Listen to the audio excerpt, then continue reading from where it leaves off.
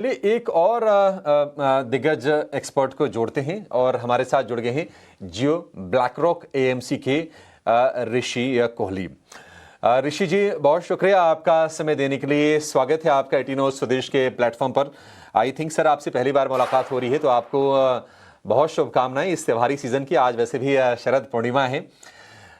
Market को लेकर एक व्यू चाहिए आपसे ऋषि जी, क्योंकि देखिए अपडेट्स जो आए हैं बैंकों के या फिर कंजम्पशन वाली कंपनीज के, ज्यादातर के अपडेट्स अच्छे आए हैं।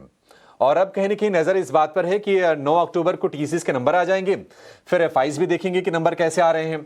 आप जरा बताएंगे कि बाजार में डिसाइसिव मूव आप कब देखेंगे और किन ट्रिगर्स पर आपकी नजर है? जरूर, धन्यवाद। Happy to be on this show. So बाजार के लिए जैसा कि आपने कहा, पिछले हफ्ते आरबीआई पॉलिसी के बाद जो कुछ पॉजिटिव्स आए हैं बैंकिंग सेक्टर के लिए, उसके वजह से banking definitely policy plus price behaviour के वजह से थोड़ा इंटरेस्टिंग लग रहा है।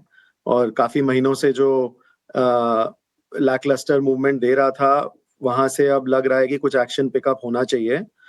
और कुछ सेक्टर्स हैं जैसे मेटल्स, ऑटो, ये सब इंटरेस्टिंग लग रहे हैं। लेकिन ऑफ कोर्स जो एक साल से मार्केट नीचे आया, फिर रेंज बाउंड चल रहा है पिछले कुछ महीनों से, वहां पे जो फंडामेंटल्स हैं, अर्निंग्स है जो नहीं लास्ट 2-3 क्वार्टर में अच्छा आया था, उसके वजह से ग्लोबल जियोपॉलिटिक्स के वजह से मार्केट्स थोड़ा अनडिसाइसिव थे। तो ये सब चीजें अभी भी फुल्ली क्लियर तो हुई नहीं है। मेरे हिसाब से 1-2 क्वार्टर लगेंगे जहां पे थोड़ा क्वार्टरली अर्निंग्स वापस बढ़ने लगेगा। मेरे हिसाब से अगले 1-2 क्वार्टर में होना चाहिए। उसके बाद ही real trend, upward trend market का जो इंडिया का है लॉन्ग टर्म ग्रोथ पोटेंशियल के हिसाब से, वो वापस स्टार्ट होगा। लेकिन बीच में हमें कुछ अप और डाउन मूवमेंट्स मिलेंगे जो ज्यादा प्राइस बेस्ड, टेक्निकल बेस्ड होंगे, और उनमें इमीडिएटली आई थिंक थोड़ा price action wise positive implications आ रहे हैं ओवरऑल मार्केट के लिए और इन कुछ सेक्टर्स के लिए जो मैंने कहा। लेकिन जैसा कि आपको पता है कि इस महीने बहुत सारे बड़े आईपीओज हैं पाइपलाइन में immediately, starting from this week. तो ये सब थोड़ा सा सप्लाई खींचेंगे मार्केट से, तो थोड़ा उसके वजह से एक लिड रहेगा मार्केट पे, जबकि ओवरऑल ट्रेंड थोड़ा पॉजिटिव बायस वाला नजर आ रहा है। तो मेरे हिसाब से 1-2 बाउट्स रहेंगे जहां पे यहाँ से न्यू ईयर तक शायद आपको अपवर्ड ट्रेंड दिखेगा। इस महीने थोड़ा वॉलेटिलिटी रहेगा, नवंबर दिसंबर शायद थोड़ा स्मूथ रहे, और फिर जैन फेब में डिक्लाइन और वॉलेटिलिटी रहेगी, जो मुश्किल होगा मार्केट के लिए। इसलिए at the end of Feb या मिड मार्च तक आप शायद यहाँ से बहुत ज्यादा ऊपर ना हो, लेकिन ऐसा हो सकता है कि यहाँ से आप थोड़ा वॉलेटाइल रहें इस महीने, फिर 2 महीने बाउंस करके प्रीवियस हाइज के आसपास जाएं और फिर वापस थोड़ा नीचे आएं। ओके, देखना काफ़ी इंटरेस्टिंग होगा। नमस्कार ऋषि, मैं सृष्टि बात कर रही हूँ। देखिए, आप ढेर सारे क्वांट मॉडल्स पे काम करते हैं, कहीं ना कहीं कई सारे इंडिकेटर्स को जो है आप ध्यान में रखते हैं। कुछ सेक्टर्स की तो आपने बात की ऋषि, पर खास तौर से 2 सेक्टर्स पे मैं आपकी राय लेना चाहूँगी, वो है आईटी और फार्मा। देखिए, हाल फिलहाल किस तरीके की उनकी पिटाई हुई है, चाहे वो टैरिफ का खतरा हो या अर्निंग स्लो डाउन हो, बट मुझे लगता है कि आपके मॉडल्स मूव आने से पहले कुछ इंडिकेशंस दे देते हैं। तो क्या आपको लगता है कि ये सेक्टर्स कुछ रीबाउंड करने के लिए तैयार हैं, या अभी भी थोड़ा लैकलस्टर मूव कंटिन्यू होता हुआ दिखेगा? तो जस्ट मॉडल पर्सपेक्टिव से आईटी काफी ज्यादा नीचे आ चुका है, तो थोड़ा मीन रिवर्जन वाला सिग्नल्स आ रहे हैं उसमें। तो उसमें एक चांस है कि थोड़ा भी, अगर अर्निंग सीजन जस्ट स्टार्ट होने वाला है, थोड़ा भी कुछ बड़ी कंपनीज में अगर पॉजिटिविटी रही, तो आई थिंक एक क्विक बाउंस आने का चांस है।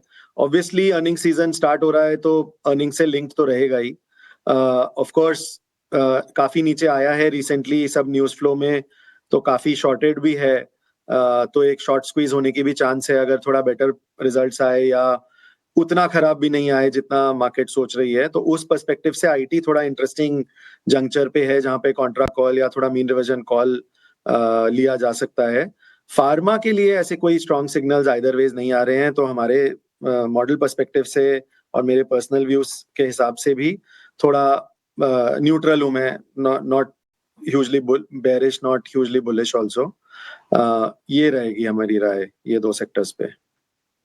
ऋषि, good morning to you. Mansi this side.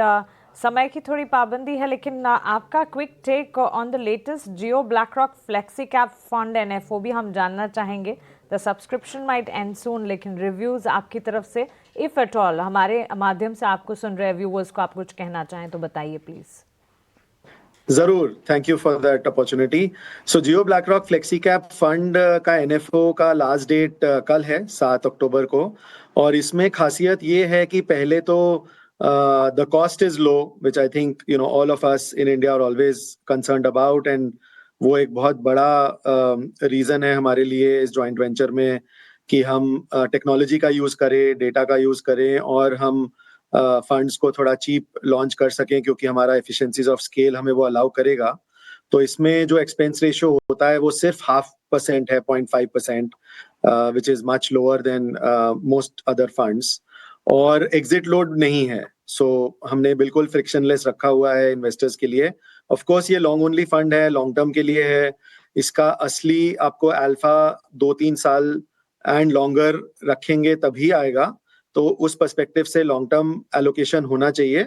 लेकिन फिर भी हमने एग्जिट लोड नहीं रखा हुआ है, क्योंकि पहली बार जो लोग निवेश कर रहे हैं, या कुछ ये नए तरह का फंड है, टेक्नोलॉजी और एआई का यूज है, तो अगर लोग ट्राई करें और नहीं उतना ठीक लग रहा है अपने ओवरऑल एसेट एलोकेशन में, तो एटलीस्ट हमें कोई ज्यादा लिमिटेशंस नहीं हो उनको एग्जिट करने के लिए।